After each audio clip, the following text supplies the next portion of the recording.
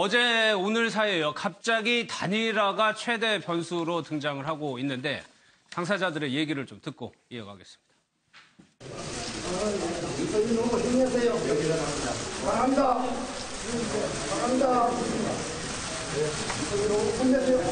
60% 우리가 책임지겠습니다. 저는 남은 15일 동안 최선을 다할 뿐이다.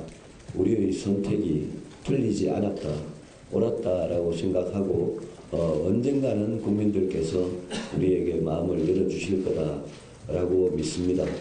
기존의 입장하고 변한 게 아무것도 없습니다. 예. 이 결론이 당내 봉합을 어떻게 보면 봉합한다고 보시나요? 아니면 제가 말씀드릴 게 아닌 것 같아요. 선거 운동이나 전략에 영향을 미칠 수 있는 건가요? 저는 그렇게 생각하지 않습니다. 예. 안철수 토론하는 거 봤죠? 어떻게 대통령이 되겠다는 사람이 수정 부리고 어린애처럼 말이야 신경질 내고 말하는 것도 내가 보니까 초등학교 반장 선거하는 그런 토론이에요. 바른정당과 남재준 후보 그리고 조원진 후보 그게 단일화에 추진하는 방향입니다. 후보는 국민의당과는 전혀 아닌가요? 안철수 후보는 좀 틀리죠. 안철수 후보는 좀 틀리죠. 저는 단일화했습니다. 여기까지만 저는 단일화를 할 수 있는 정당이 아닙니다. 바른정당에서 오늘 새벽에 의총이 끝나고 홍준표 후보의 얘기까지 박파사님 어느 정도 단일화의 방향은 좀 보이긴 하는데 보수 후보는 한번 추진해 볼 만하다라는 거예요. 홍준표 후보는. 홍준표 후보는 손해볼 게 없죠. 오랫동안 주장해 왔던 바고 네. 그렇게만 되면은 보수 후보 단일화 됐다라고 하면서 어쩌면은 가장 몸값이 뛸 수 있는 기회가 될 수가 있는 거죠. 예. 근데 중요한 거는 다른 사람 중요한 거 아니에요. 조원진 후보가 단일화 한달 오히려 안 한 게 낫습니다. 그런 경우는. 예. 그런데 중요한 것은 유승민 후보인데 어제 늦게 나온 결론은 유승민 후보가 홍준표 후보하고 단일화 가능성이 높지는 않아 보여요. 자, 그럴 경우에는 예. 창당을 한 기본적인 명분 자체가 붕괴돼 버립니다. 예. 그리고 또 유승민 후보가 앞으로 대선 이후에 정치 그만둘 겁니까? 아니잖아요. 갈 길이 없는 거예요. 그러니까 당에서는 뭐냐면 그것이 아니라 3자가 같이 가자. 같이 해야 된다는 같이 3자가 홍준표 플러스 유승민 플러스 안철수까지. 근데 여기는 안철수 후보가 할 가능성이 별로 없는 거예요. 예.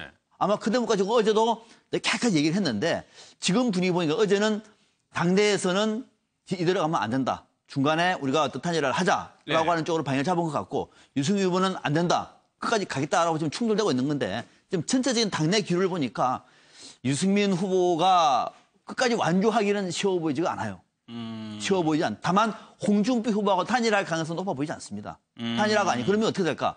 아마 중간에 자신을 던질 가능성도 남아 있는 것 같다. 후보직을요? 네, 그렇죠. 그것이 그러니까 최선을 다해보고 그래도 불구하고 어렵다고 생각하면은 오히려 더 큰 명분을 위해서 자신을 던지는 방향으로 갈 수는 있으나 홍준표 후보하고 단일화해가지고 그 단일화된 힘을 가지고 안철수 후보 단일화 이런 방식은 거의 이미 끝났다고 봅니다.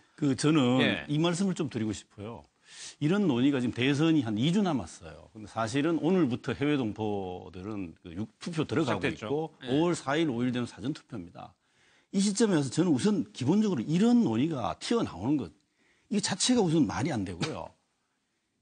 더 이 말이 안 되는 것 중에는 후보로 뛰고 있는 사람들이 이제 각 정당에서 선출된 사람들인데 뛰고 있으면서 이 사람들이 당에서 그렇게 논의를 하는 거하고 후보 본인들하고 생각이 달라요.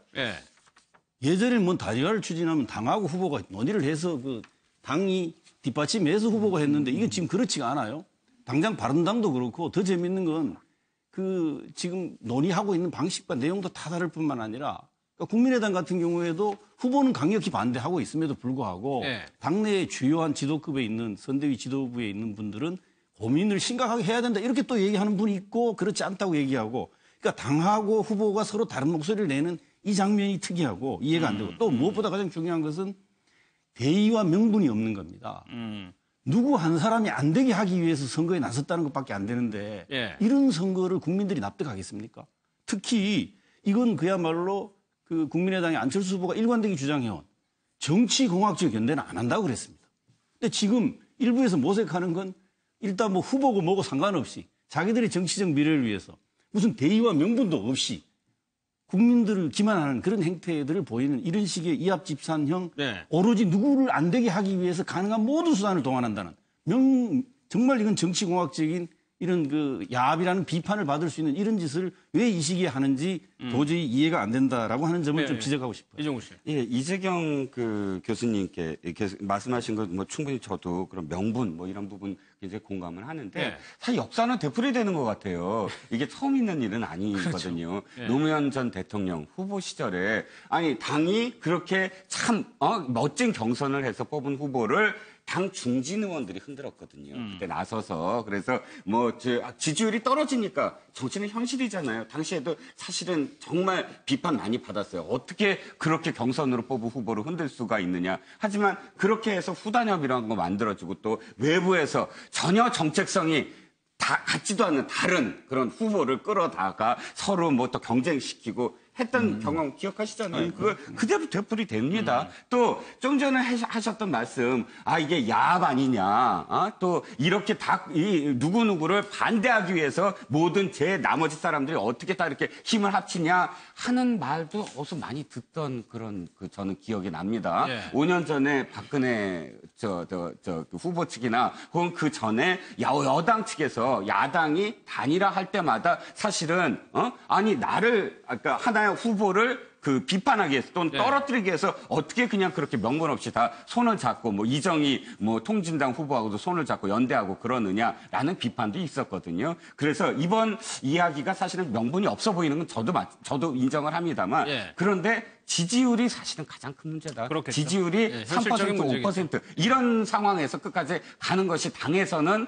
바라볼 때 또는 예. 소속 의원들이 바라봤을 때는 불안하고 거기에 대한 어떤 확신이 없고 그런 건 언제나 역사가 되풀이됐다라는 거죠. 근데 제가 짧게 한 말씀에 우리 이 실장님 말씀에 근데 과거가 그랬기 때문에 지금도 그럴 수 있다라고 말씀하신 취지는 아니실 테고. 아닙니다. 과거에 그랬기 때문에 잘못된 건 지금 후보 흔들면 안 되잖아요. 민주적으로 뽑아놓고. 근데 저는 그 부분은 고쳐나가야 될 것 같고 두 번째는 과거에 이제 단일화했던 경우는 보면은 강력한 보수 여당 후보가 딱 서 있고 예. 야당이 정권 교체를 하기 위해서 예를 들면 또 했던 그런 경우들이 정권 교체라든가 혹은 정권의 재창출을 위해서 알겠습니다. 이 강력한 보수 후보에 맞서서 했는데 이번 같은 경우는 한번 우리가 보면 알겠지만 안철수 국민의당 후보나 문재인 민주당 후보가 둘 다 야권 후보 아닙니까? 예.